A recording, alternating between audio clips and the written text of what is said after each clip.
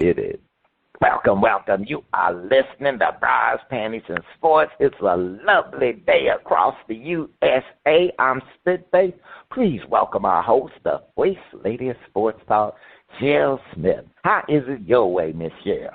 Oh, good morning, good morning. Well, we had a little cold front that came in a couple of days ago.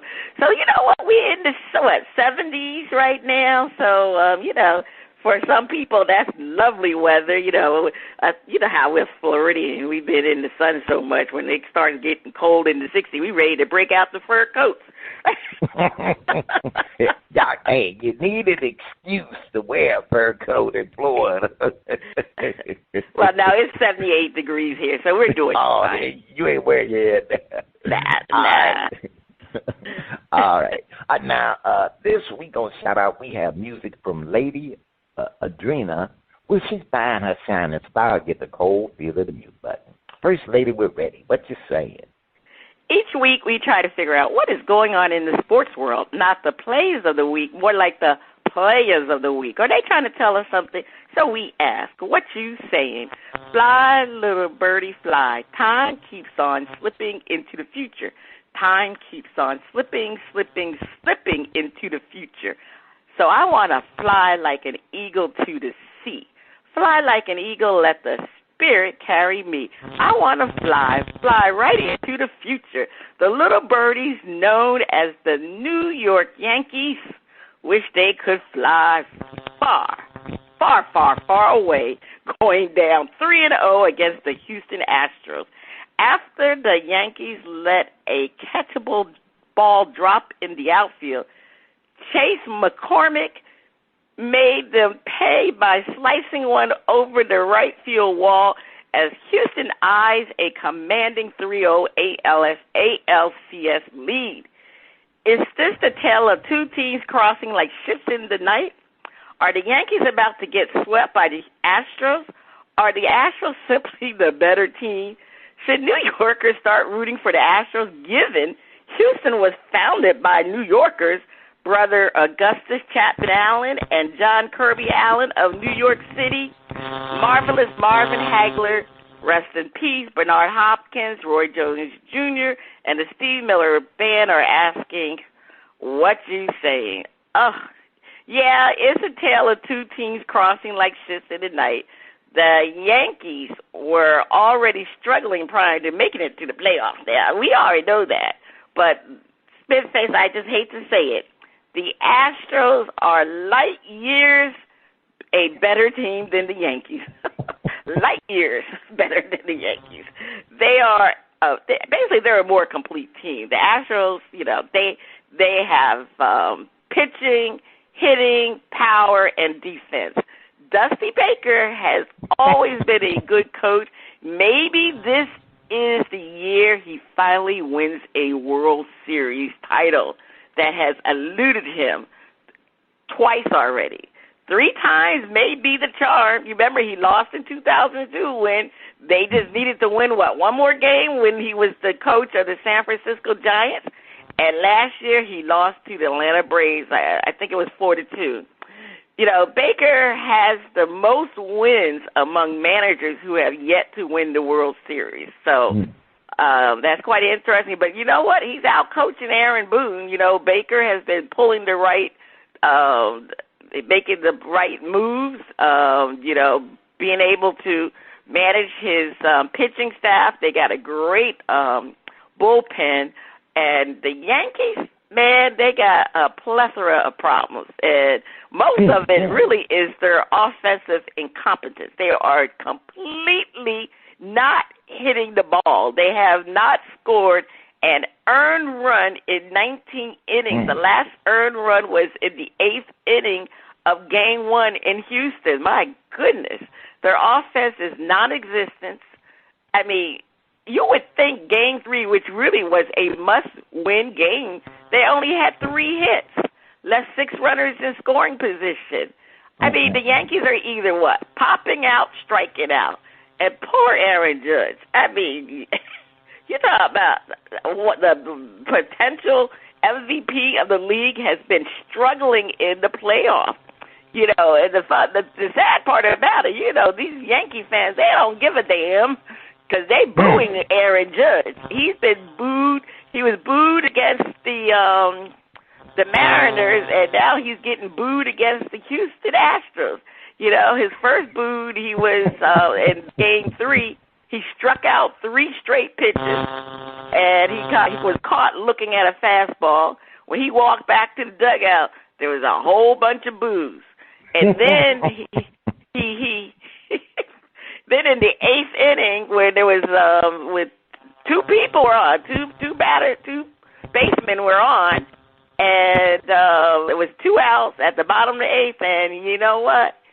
He hit a weak ground ball to the third baseman, and that was it. He really got booed.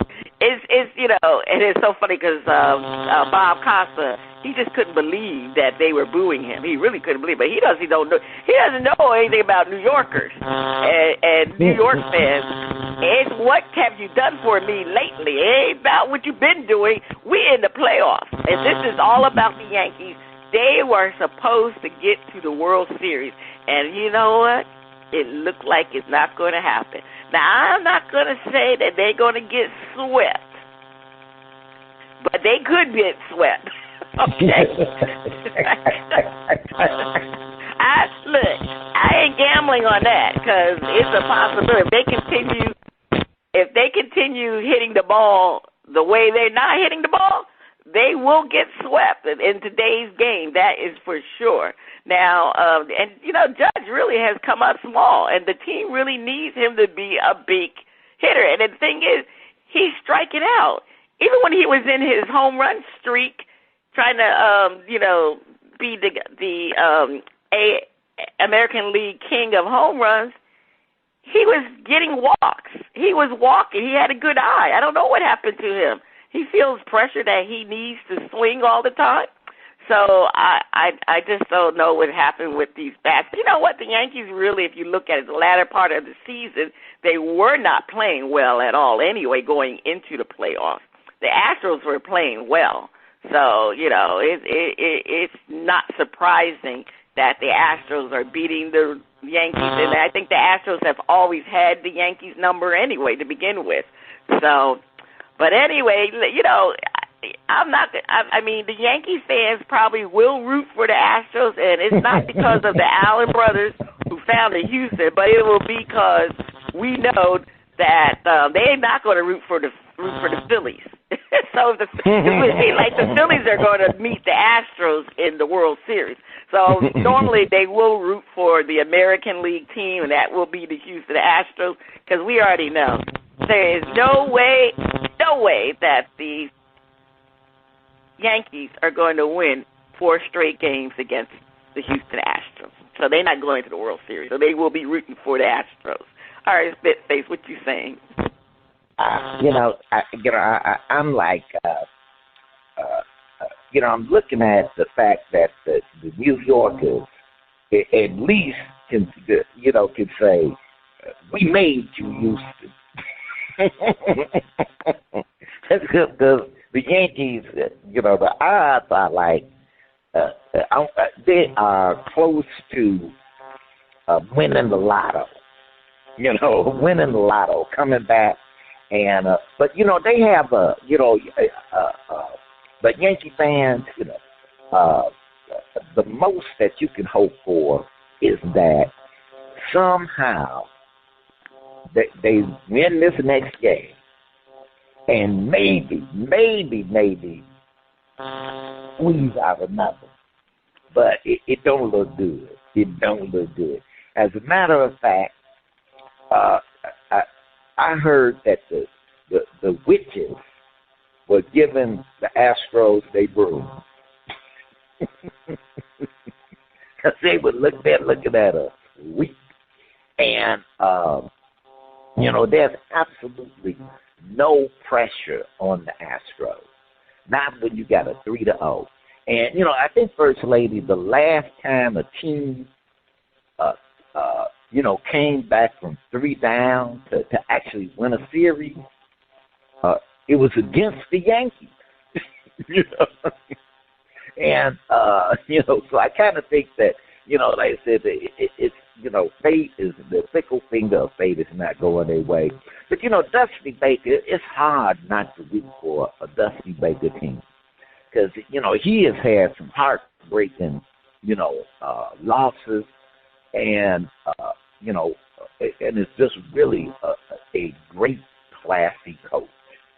And, what he's done with the Astros and, has really just been like a super job. So, I'm an old town, Cubs White Sox kind of guy, growing up in Chicago.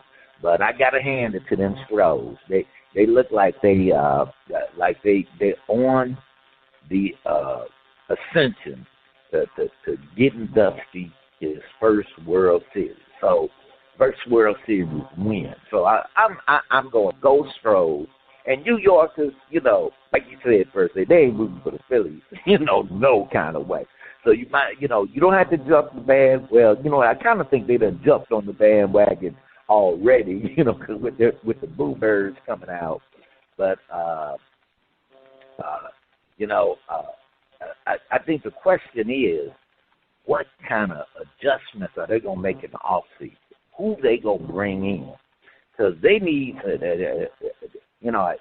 A-Rod ain't coming back. They need somebody, they need somebody who can put some life in that team.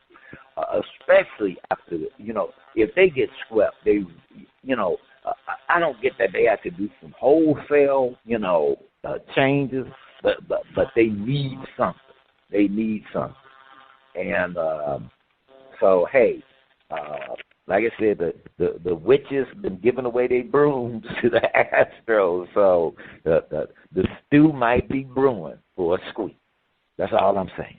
Yeah, I mean, I just, I was looking forward for the Yankees to have a great year, and but it's all about the playoffs, and they struggle to beat the Mariners, and they just can't beat those Astros. It's just I don't understand why their bats just become silent. I mean, I'm not giving the Astros have great pitching. I mean, the Yankees pitchers really haven't pitched that badly. To be honest with you, it's just that their bats are not hitting the ball. They keep striking out or popping up, so that means they're missing. So anyway, we'll hope that they can at least salvage one game, and hopefully they can win tonight. If not, like I said, they'll be swept and get the brooms out in New York City. All right, Spitface, over to you. Don't call it a comeback. I've been here for years, rocking my peers and putting suckers in fears. Making the tears rain down like a monsoon. Listen to the bass go boom. Explosion, overpowering. Over the competition, I'm towering. Beck and shout when I drop these lyrics that'll make you call the cops. Don't you dare stare. You better move. Don't ever compare me to the rest that all get sliced and diced. Competition paying the price. I'm going to knock you out. Mama said knock you out. We are talking about the knockout punch to the New Orleans Saints. Hope of righting the ship after losing to the Arizona Cardinals. The Red Rooster, a.k.a. Andy Dalton, threw three interceptions, including 2 pick sixes. To his credit, Andy Dalton threw 4 TDs, but the 2 pick sixes pretty much knocked them out of the game. Was the return of Andre Hopkins and his 103 receiving yards pretty much overshadowed by the defense skipping into the end zone for scores? Should the Raiders start looking at drafting a youth? Oh, wait, that was the wrong one. Is there a quarterback controversy? Is there a quarterback controversy in New Orleans? If not, should there be? Leroy Satchel Page, Walter Buckman, and James Cool Papa Bell are asking what you saying. First Lady, I'm going to tell you, I am disappointed about the New Orleans Saints. I had them high on the list as, basically swatting down Tampa Bay and leading that division and having a strong playoff run. And it ain't looking good for that prediction. And, let me just add it on, I had it that Jameis Winston would be the comeback player of the year. And all of that, was like, good night. I don't know if someone threw some voodoo hoodoo in the gumbo, but the Saints just, I'm just like, man, what? Who that did that to the Saints? Because it ain't looking good for them. And I'm looking at Andy Dalton, who, one of the pick sixes, he was just flat out unlucky. Whenever it bounces off a player and bounces into the defender's hands and they skip it to the end zone, that's more of a, I call that's just a bad break. But and then the second interception, why were y'all even throwing that ball? So, I really think, and yes, there is a controversy. Dalton and Winston, it's like, who you really want to go with. You kind of say that, like they said, Dalton did score, 4 touchdowns, but them 2 pick sixes, just kind of, just did them in, and they could not recover from that. But you kind of go, Jameis got hurt. I can't say he was playing all that well, and I would not want to be the coach. I put it like this: the coach, I would not want to be the coach, because right now, what do you do? What do you do? Now, I think they're gonna ride with Dalton, but it's a tenuous situation. First Lady, what you say? Well, I kind of disagree with you on this matter. I don't think it's a quarterback controversy because Jameis Winston is injured. So what is the controversy? He can't play. Andy Dalton, we all know Andy Dalton is not going to be a future quarterback for the Saints. Now, if you want to talk about controversy, maybe Taysom Hill and Andy Dalton should have, who would have been the backup after Jameson? Maybe that's a controversy there. But as far as between Jameis Winston and Andy Dalton, that's not a controversy. Jameis Winston would be the starting quarterback. So I don't see what can I say? I don't see a controversy.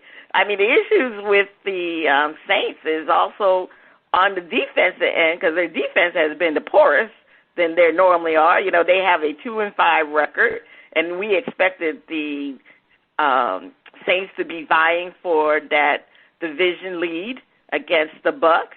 And I mean, they're not out of it, because the division, unfortunately, the Bucks are 3-3, so they're not out of it. But I just think the Saints got hit with Jameis. He was coming off of his ACL injury in 2021, and now he has ankle and back injuries. And obviously he didn't play that well in the first game either. But I think you could attribute it to the injuries, because if I remember during the off season and going into preseason, I remember reading a report. One of the reporters who follows the team, beat writer, he was shocked to see that Jameis was still limping, and I think I talked about that in the preseason. We vaguely remember talking about that. So I don't think Jameis has ever been healthy since he had his ACL injury. So they got to get their act together, definitely, before things go real left, because they are already starting to go left with like I said, a 2-5 record. Now I'm gonna talk about the Cardinals a little bit. I mean, with DeAndre Hopkins back in the lineup, the Cardinals offense really looked better. even though, there was 2 pick six.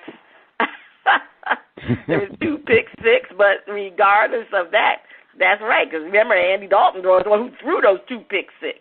So, but Kyler, he only had 1 passing touchdown, but they had 2 rushing touchdowns.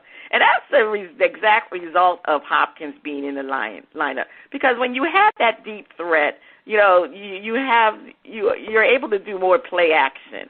And that really makes your play action and your rushing schemes a lot easier to run and much better to run. And, Kyler could be, difficult to contain Kyler.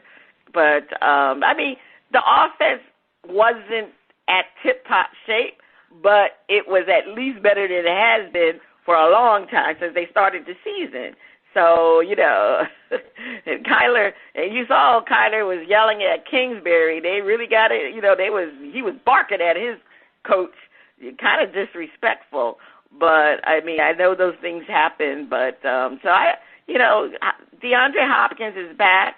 So I think in time, the Cardinals will get better with time, as they continue to acclimate Hopkins into the offense.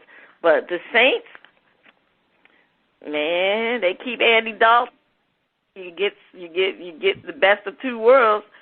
You see them interceptions. Look, they kind of remind you of Jameis. When they always used to say about Jameis Winston, he was on the other side. He played for the other side because he gave so many interceptions. So, Dalton, how many times you have the back? And it was a back-to-back pick six. We're not talking about pick six at the beginning of the game. It was back-to-back pick six. And I can't remember. They said that has not happened, and I forgot what last time it happened. But you back-to-back pick six. That's kind of crazy. So, anyways, you can go a whole season, teams don't have a pick six. And the Cardinals had back-to-back. So, then, look, there's no controversy regarding Andy Dalton being the quarterback. That's all I'm saying. No controversy. And you're saying that Andre Hopkins get acclimated. He got 103 yards. I'm just saying, you're right. Don't let him get acclimated, my guy. Well, that was, I think that was more on adrenaline because you really don't know. That was his first time being out. That's what I meant. You're right. He had 103 yards, but like I said, he still got time to go. So that's what I'm saying. They still can get better. Looking pretty good.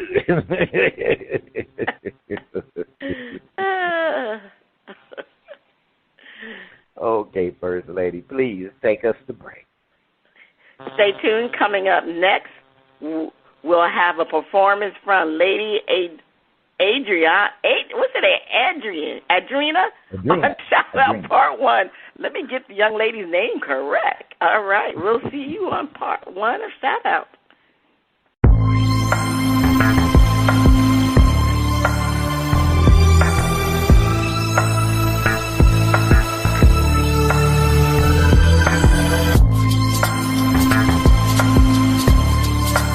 The music flows in from around the globe to get a shout-out from the panel. First Lady, I can't wait to hear the music from Lady Adrena.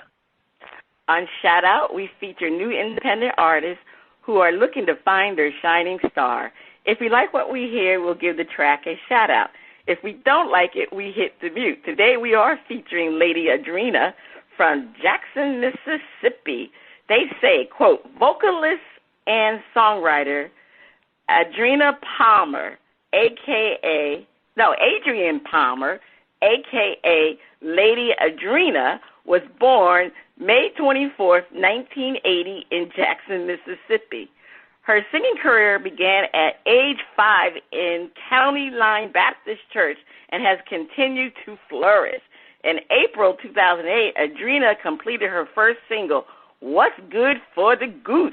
The single was released to the media and received overwhelming responses. Cheating on the Backstreet from her album. Thoughts of a Woman was released in March 2010, prior to the album being released August 1st, 2010. All right, so let's hear from this season. Lady Adrena, let's hear Recipe for the Blues.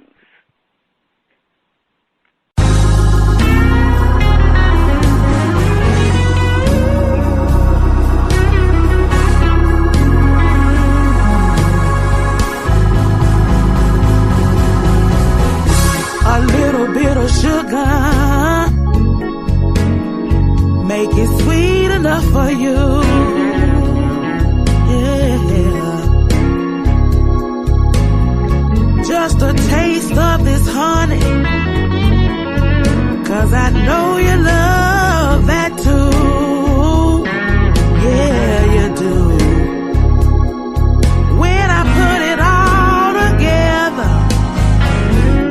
I got the recipe for the blues.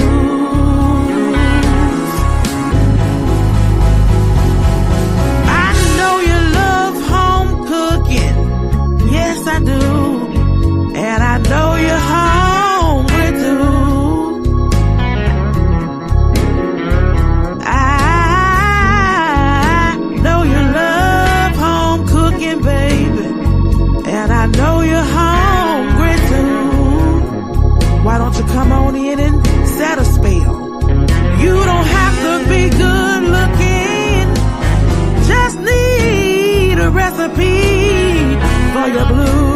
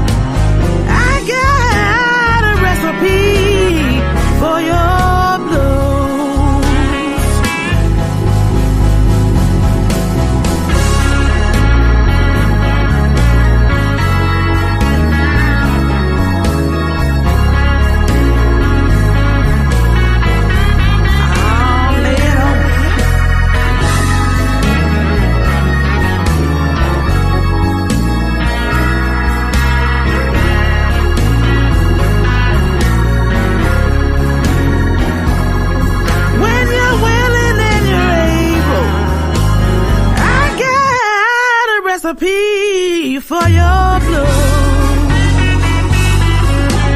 Oh yeah.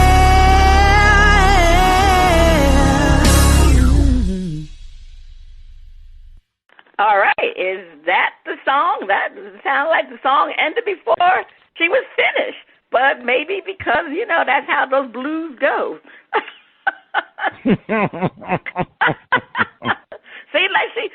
See, like she needed to say a little bit more. Spit face, I don't know. Yeah, all right. Well, you know what?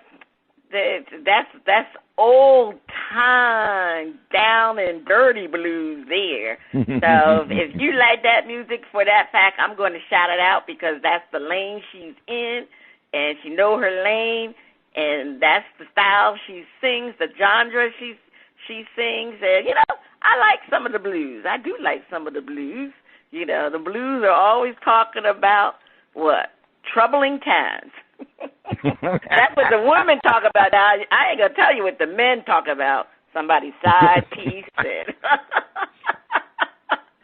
You know what the men talk about on the blues is always something about sex. But anyway, I'm going to shout it out. And Spitface, you shouting it out, or you going to hit the mute button?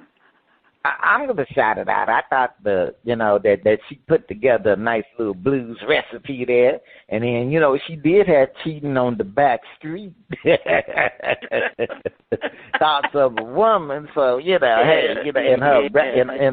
her list, so you never know. But I'm giving it a shout out. I thought it was some good old fashioned blues. I'm going for it. Okay, all right, yeah.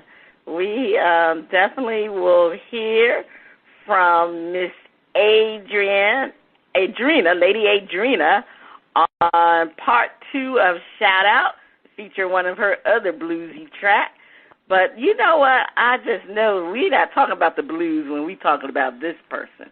Well, we're talking about the sound of my favorite underwater friend. It's time for Flip It. All right, Flipper.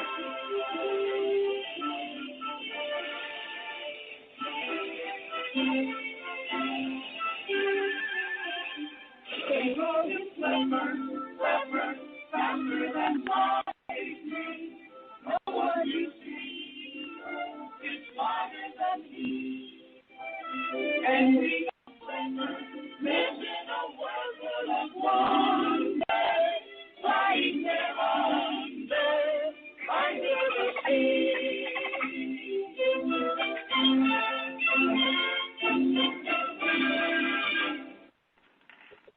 All right, it is time for Flip It, where our hosts defend the view and then flip the script and defend the opposing view. To the delight of Raider Nation, it seems that Magic Johnson is set to become a minority owner at $1 billion price tag. Is this a good move for Magic Johnson or a better move for the Raiders? Defend. Great move for Magic Johnson and for minorities in the NFL. First Lady, I was looking at it, and anytime a minority is able to have a ownership part in the NFL, is really, like a great thing.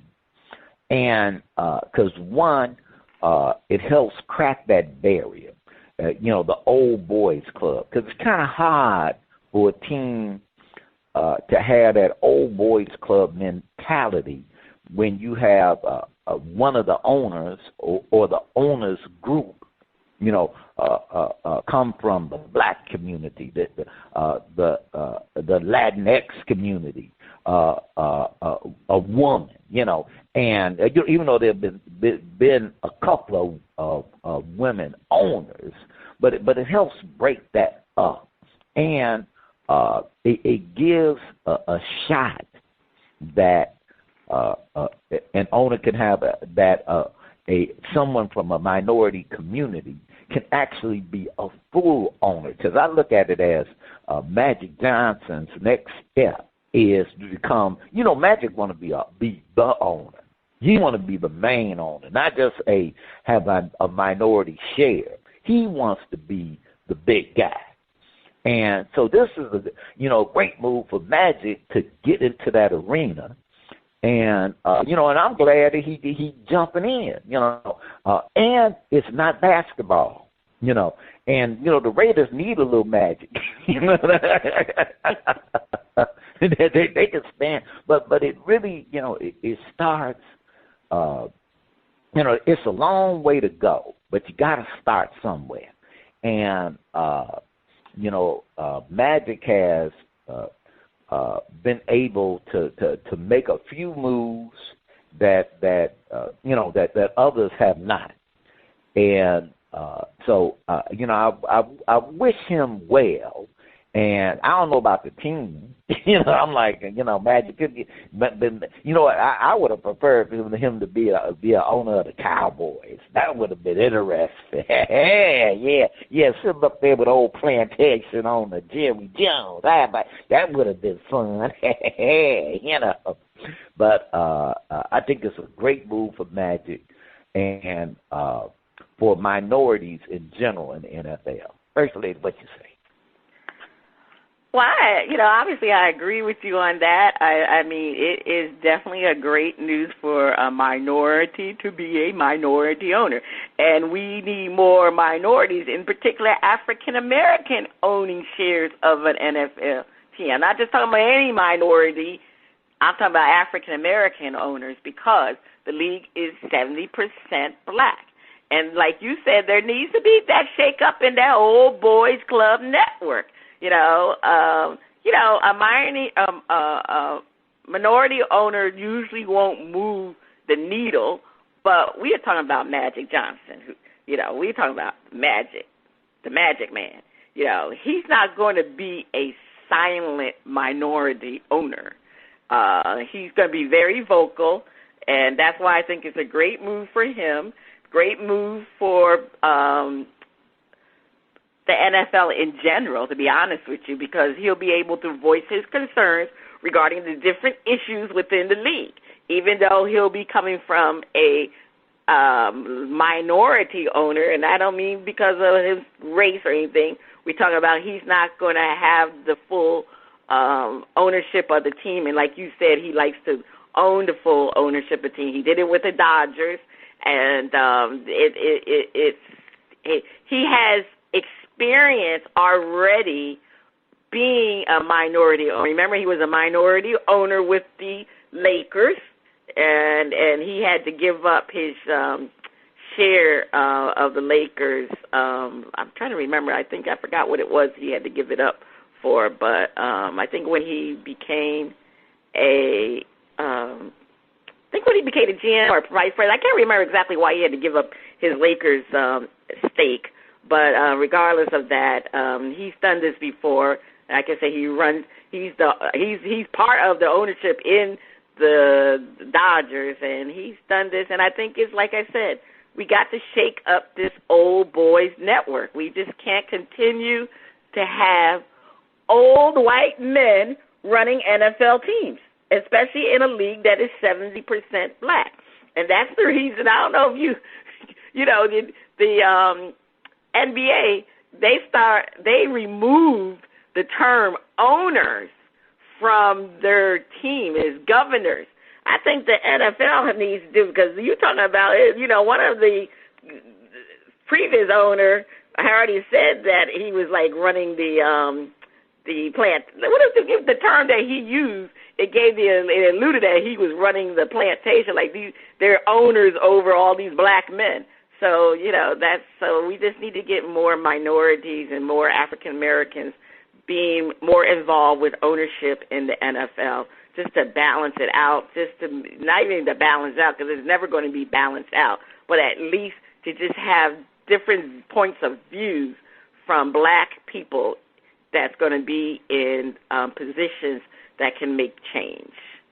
That's all I'm saying, Spitface. All right. But this is Flip It, where we flip the script. Let's defend. Better move for the Raiders, especially after the stink from the Gruden era and a team headed for a possible rebuild. Players will want to come to the Raiders knowing there's a touch of magic. First Lady, we don't know how things will shake out with Magic Johnson and his group having a minority share of the Raiders. We hope the best, that it'll be empowering and make a big difference. But it's a super move for the Raiders, because after, all the fallout from the Gruden era, which is still lingering, okay, because it looks like the Raiders are going nowhere fast, and I think they did a smart move with the new coach, but they're in a rebuild, not just the team, but the organization itself. And for what the Raiders are going to need in that rebuild, Magic Johnson is almost better than a top player. Knowing, as you said, 70% of the NFL is black. Knowing that you got a guy like him on the governor team, on the ownership team, that is attractive to a lot of players because they have a lot of respect for Magic Johnson, his overall career, his business acumen. Well, good or bad, true or not, a lot of people have a lot of respect for Magic, and he's made a point of not sullying that. And coming in to the Raiders, that is, and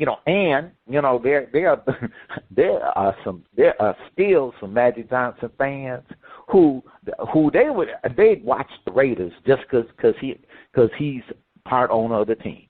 They're like, I want to see what Magic can do with the Raiders. And then Raider Nation, oh my God. Raider Nation is gonna go crazy. Oh my God, they're gonna try to get him to play quarterback. They gonna Magic, get on the field, suit up, But I think it's because one, the opportunity may be with the Raiders, but any team, that Magic Johnson would have sought out ownership and that if it was available would have been like, hey, well, not any team because the Panthers, I don't care who came in, wasn't going to help them out, and maybe Washington too. So I can't get ridiculous about it, but great, a better move for the Raiders. Like I said, after the Gruden era, and that whole organization is going through a rebuild. Perfect timing for them. First Lady, defend. This is definitely a better move for the Raiders because Magic is a businessman and he knows how to win. If you remember, the Dodgers were struggling and the league had to officially take over the Dodgers in 2011.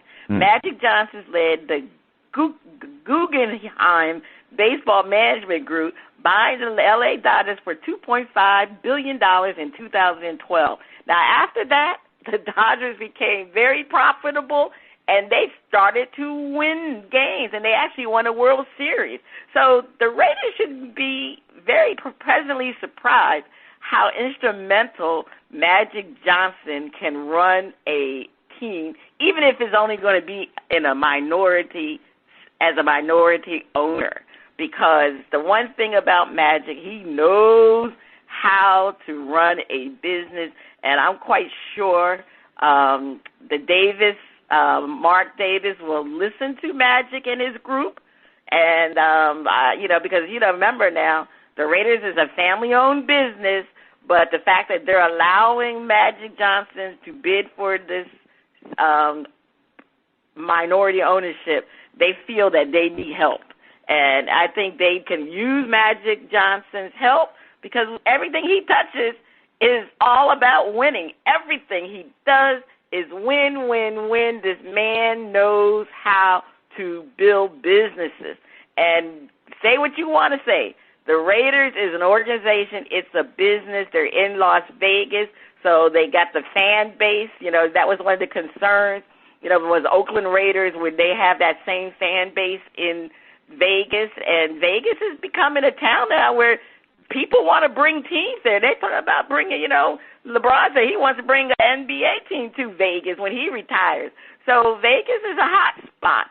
So Magic will know what to do, and hopefully Mark Davis and them will listen to him. And I'm assuming they're trying to get him in there, so they want to be able to take some of his advice and learn how to market the team, how to build up the team, and eventually the team will be playing well because, like I said, look what he did to Dodgers. The Dodgers was on the brinks of bankruptcy and being controlled by the league, and look where they are now. So Magic Johnson knows what to do, and the Raiders, you're lucky to get Magic Johnson if that deal goes through because you need him. Spitface, take us to break. Oh, no, I'm sorry. You can go ahead and take us to break first. I'm the one, look, I'm the one who's supposed to take us to break.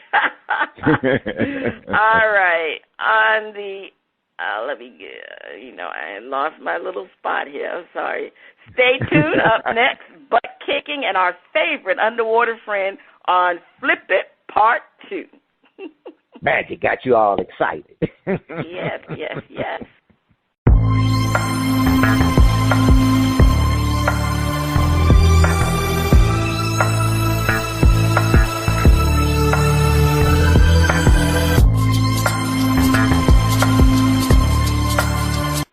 Hit it. Welcome back. You are still listening to Bras, Panties, and Sports. Let's see what's happening on Butt Kicking, where we look at all things in the world of combat sports. Judges in Dubai F careers up. Fighters react to Sean O'Malley UFC 280 win over Petra Yan. They said judges in Dubai F things up, F careers up. Okay. Well, anyway, Sean O'Malley and Petra Yan delivered a scrap worthy of fight of the night honors, and in the end, O'Malley proved he belonged with the best bantamweights of the division. At the end of 3 rounds, O'Malley gutted out a split decision via scores of 29-28 twice, with one judge disputing for the ex-champ Yan by the same tally. It was a contentious decision, as reaction from fighters showed. They were heavily in favor of Yan, who reacted with shock at the decision.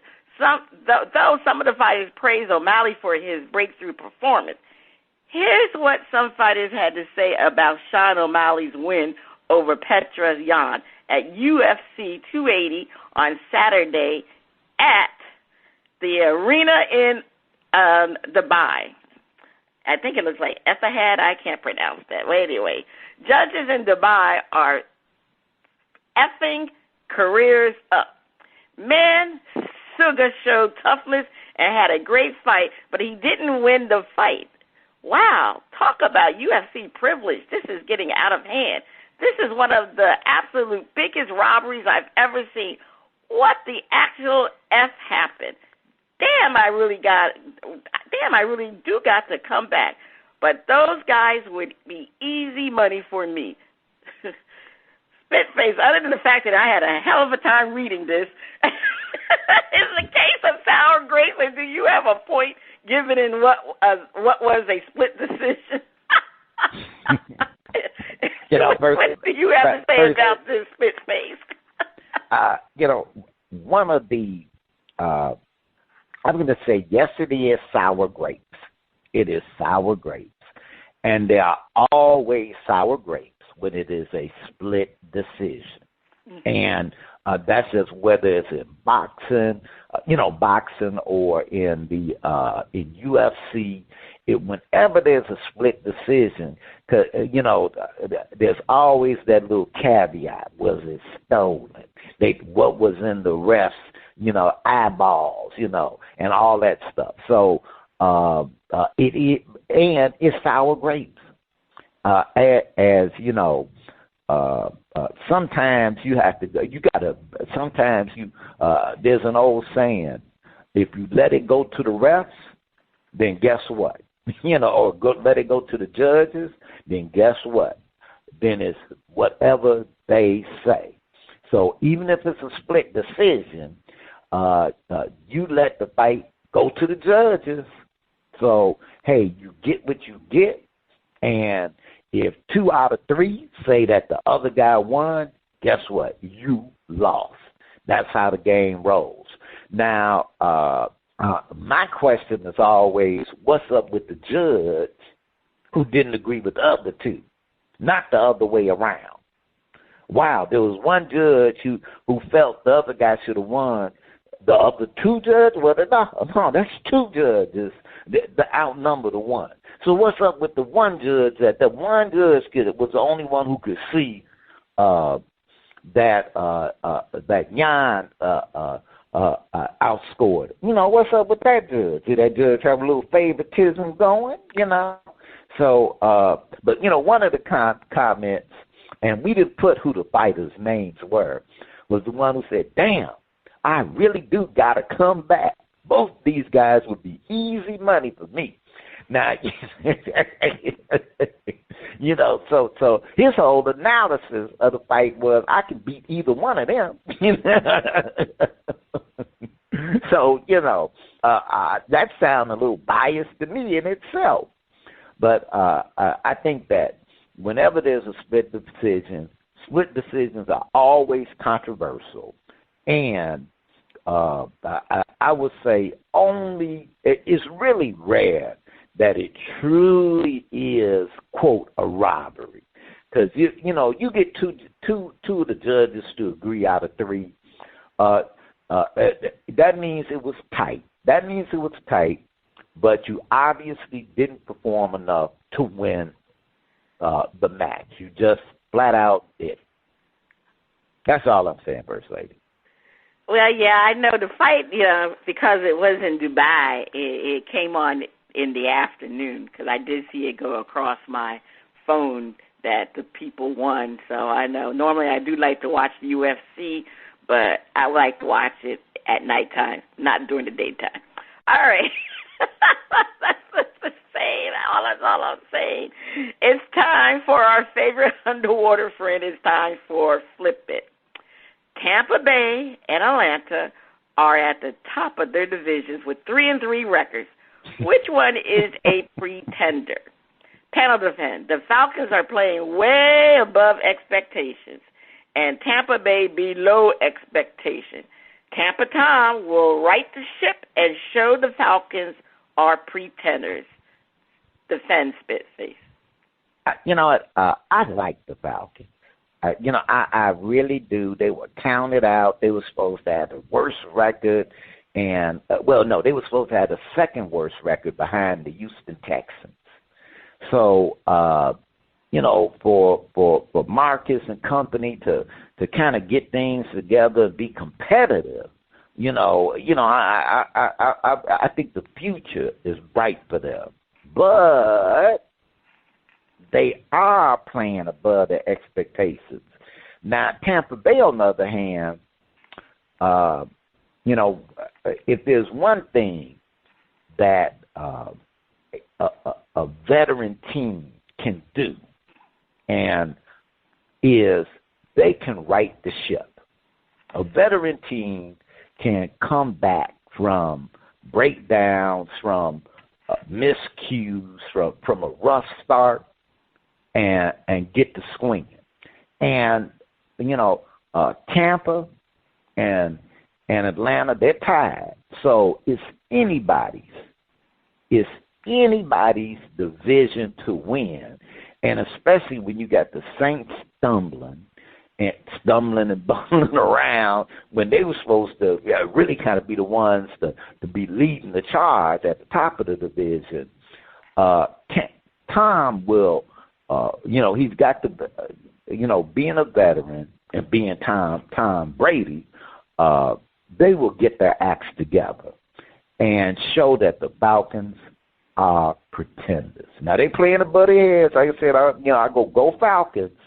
But in the long run, Tampa Time will show that, at least for this season, the Falcons are pretenders. Mm-hmm.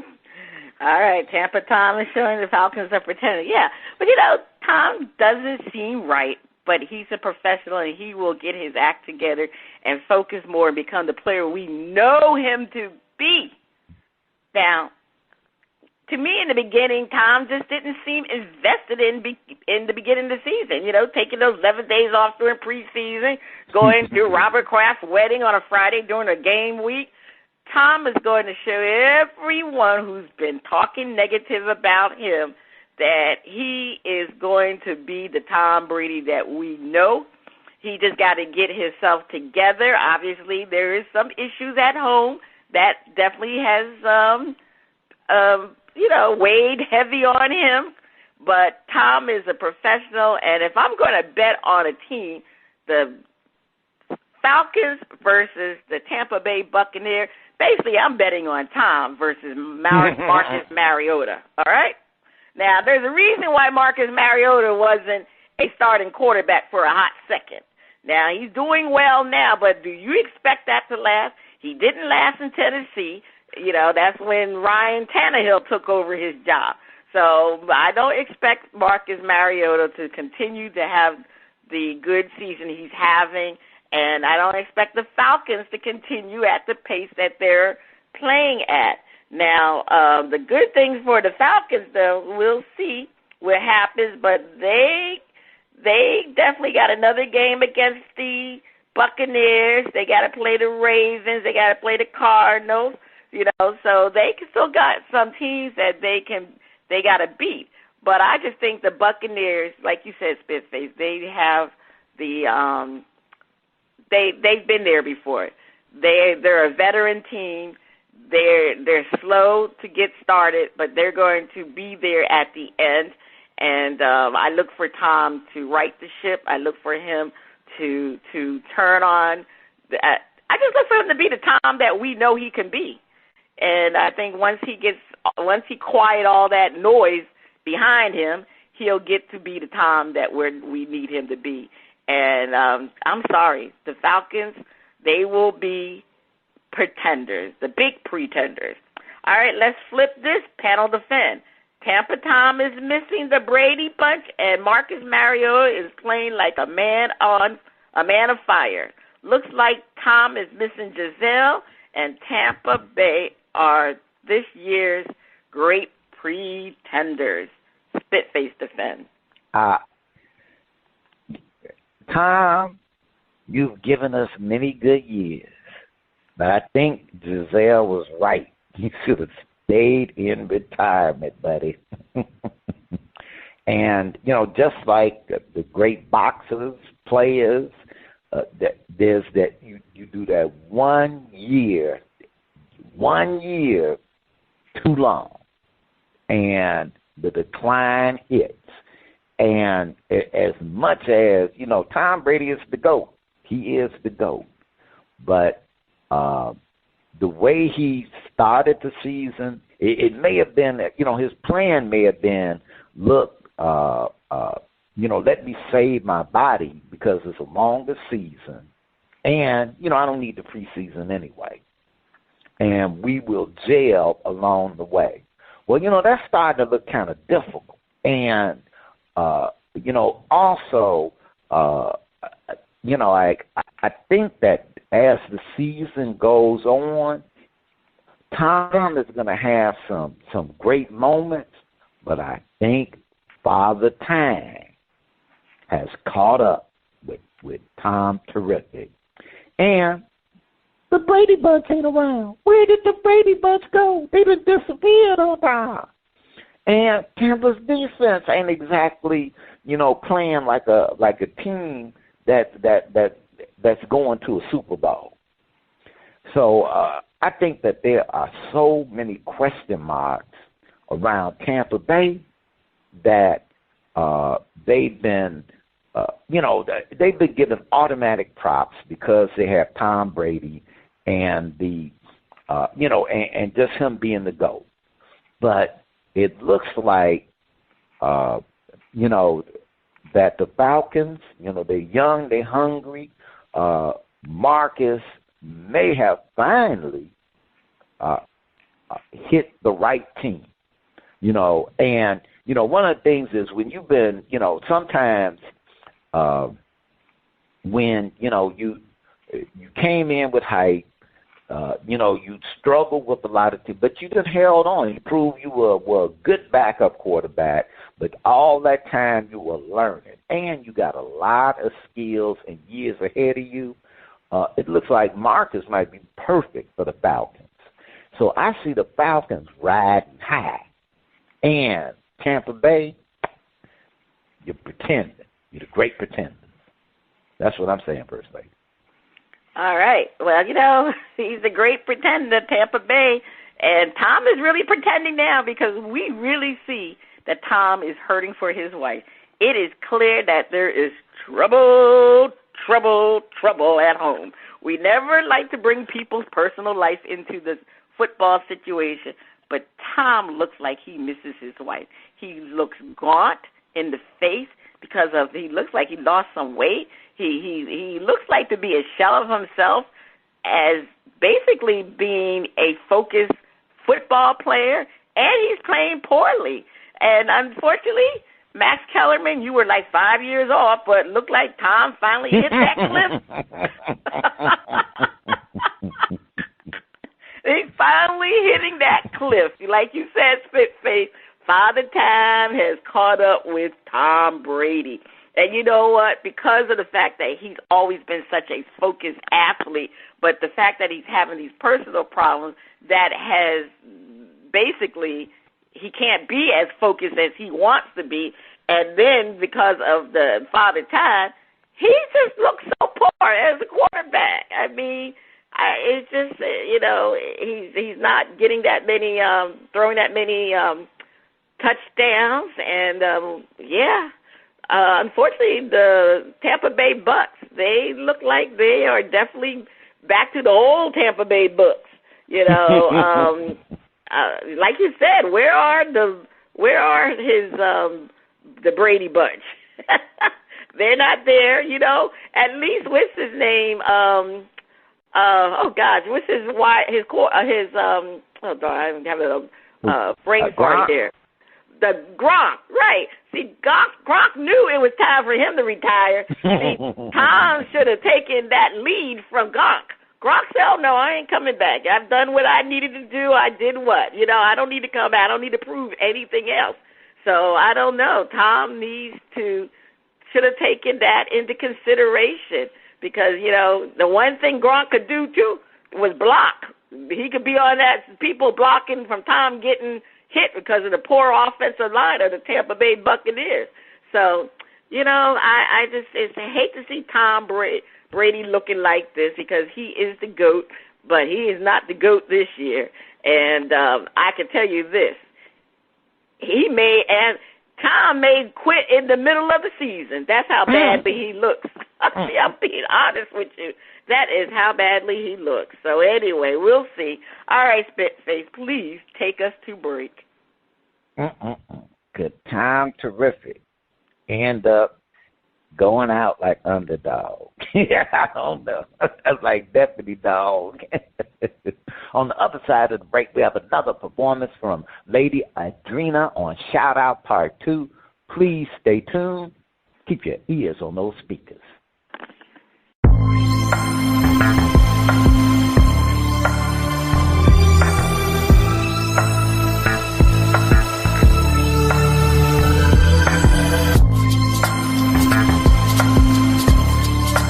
Welcome back. The music flows from around the globe to get a shout-out from the crew. Spitface, over to you. All right. We have another blues performance from Lady Adrena. She says, "The blues chose me." Let's check it out.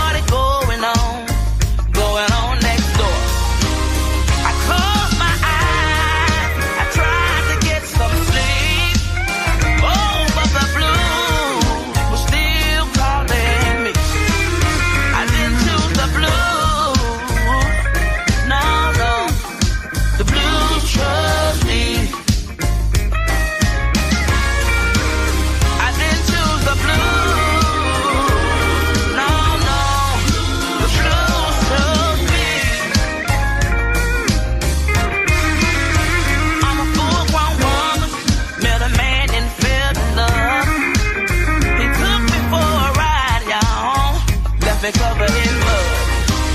I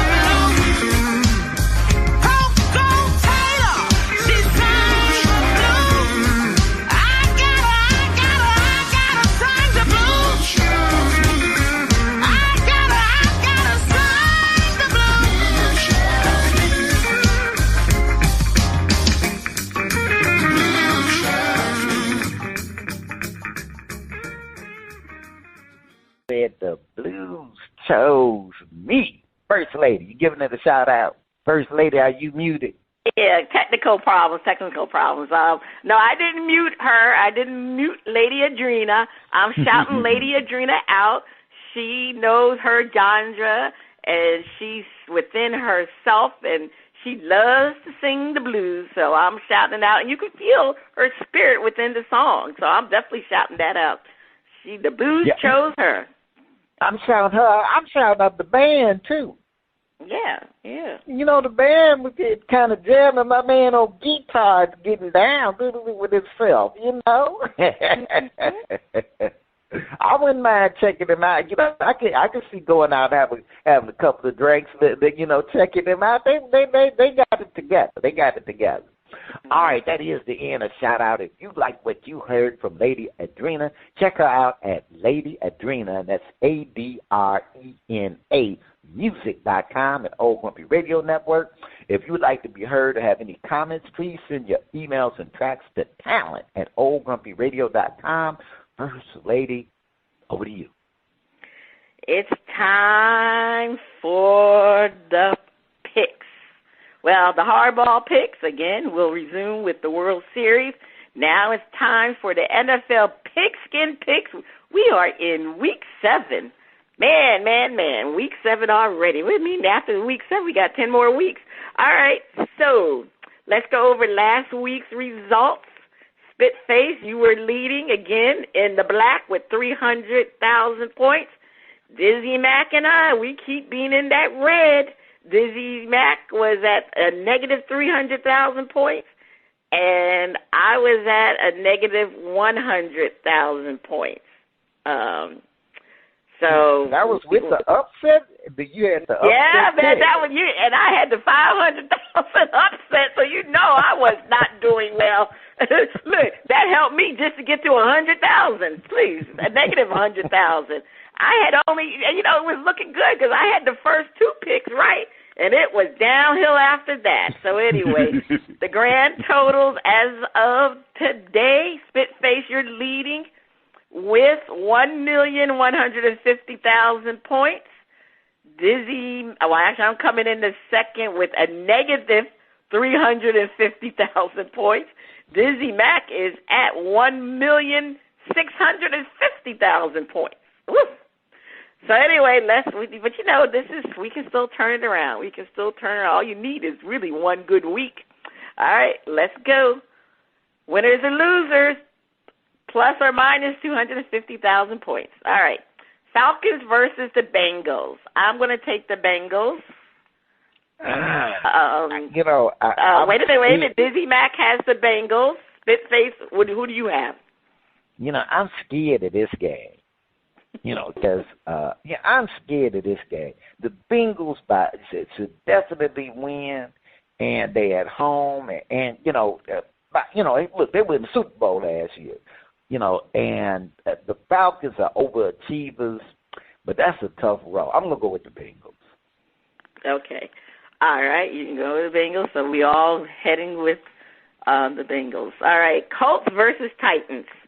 Dizzy Mac has the Titans. Who do you have, Spitface? I'm gonna, I tend to go with the home team, but I'm gonna go with the Colts. Ooh, you going with the Colts? All right, no, I'm going with the Titans. Colts haven't been playing well. Definitely going with the Titans. All right, Seahawks versus the Chargers. Spitface, who you going with?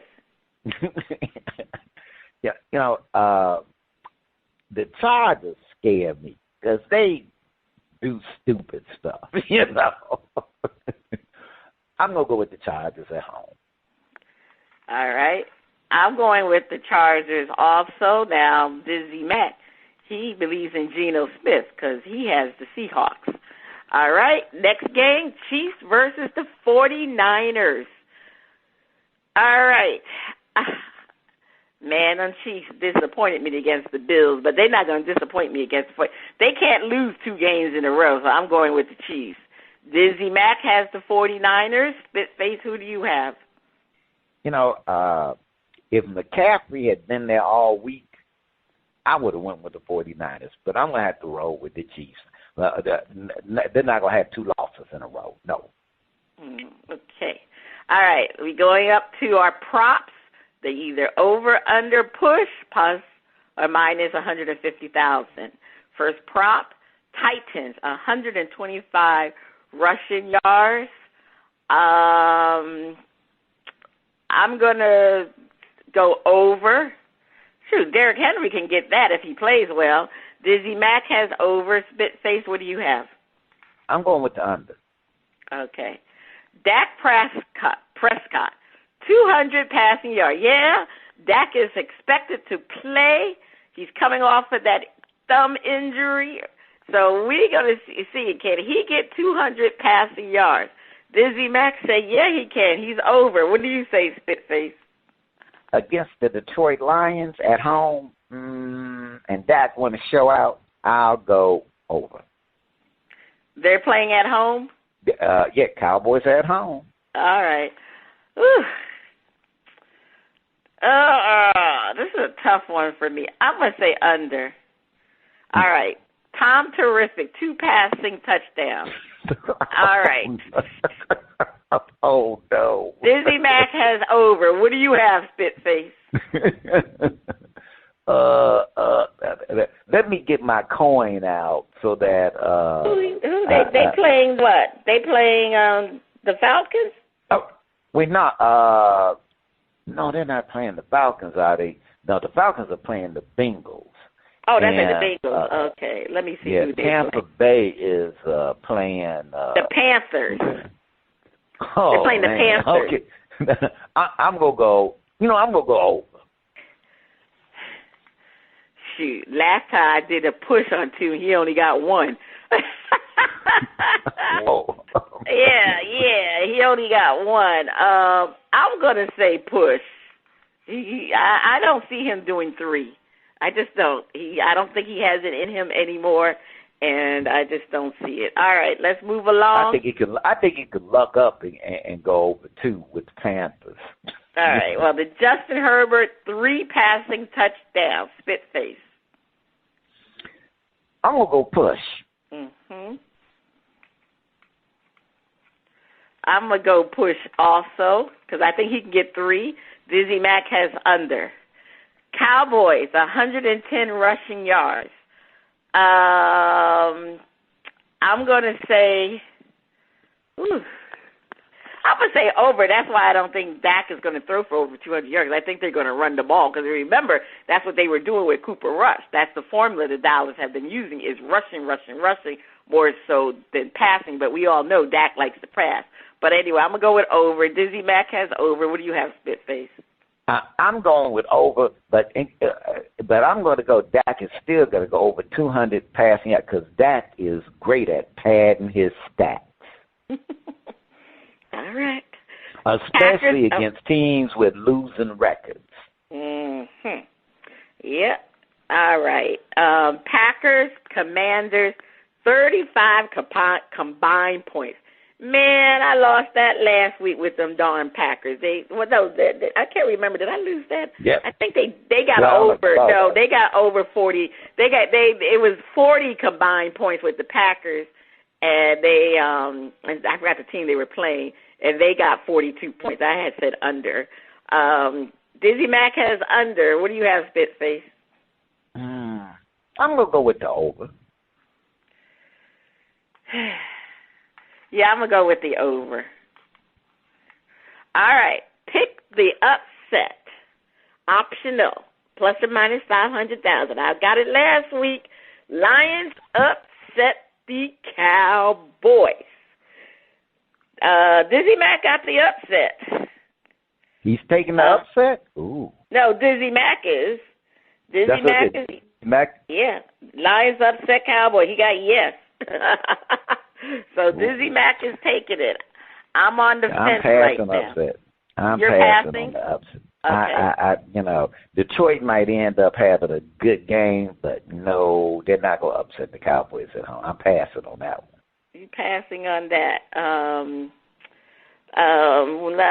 Detroit. What's Detroit record? I think they won a game. They won one game, right? I think they have won a game. You know what? I had said, this happened to me last week. You remember I reluctantly took, was it Green Bay over the Jets? Who played the Jets and lost? I can't remember who played the Jets and lost, and I had stated the Ravens played the Jets, right? Was it the Ravens? I can't remember. That was an upset, though. That was No. But what I was saying, though, I thought the Jets could beat the team, but I reluctantly went with. I said it. I said I was on the fence with that when I said I wanted to go with the Jets, and I said I wouldn't be surprised if the Jets won this game too. I wouldn't be surprised if the Lions win this game against the Cowboys. But I am not daring as Dizzy Mac, so I am not going to take the ups. I'm just going to pass on this one. But I would not be surprised if they win this game because Dak's coming back. You don't know how that thumb is. He injured his thumb, right? It was a broken thumb or a broken hand. Yeah, broken thumb. There was a broken thumb. You don't know how he's going to feel throwing that football. I think he's rushing back because he's a little bit concerned about Cooper Rush. But anyway, we'll see. I'm going to pass on it. I'm not adventurous like Spitface. I mean, like Dizzy Mac. All right, let's move along. Spitface, what is your top story to watch this week? The Yankees Astros. Will they get swept?